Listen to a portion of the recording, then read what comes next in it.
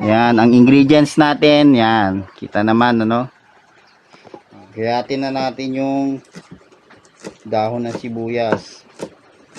Hahalo natin to dito sa ginadgad na kalabasa at ginadgad na carrots. Yan. Gawa tayo ng breadcrumbs natin from Skyflex. Durugin lang to.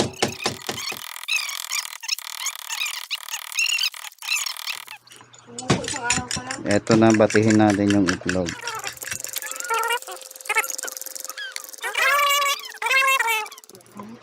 Eto na yung mga ingredients natin. Paghalu-haluin lang natin dito sa isang bowl.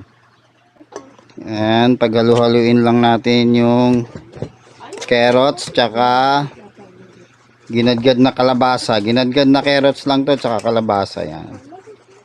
Paghalo niya, lagay na rin natin tong sibuyas, bawang tsaka dahon ng galing dun sa tanim ni Mamala.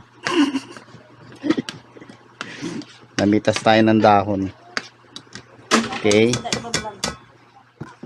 Lagay na rin natin yung halo na rin natin yung dinurog na Skyflex. Yan mga yan.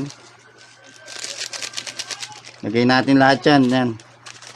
Yan. Lagay natin lahat yan dyan. Tapos mamaya itong itlog. Tapos yung century tuna. Sama na natin. Yan. Tapos yan.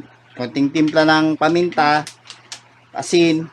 Pwede na o yung iluto. Okay.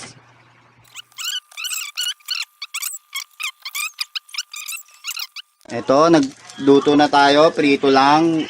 Ihugis lang ng parang burger. Ito yung natin. Yan, piniprito na natin yung medyo tostahin lang natin.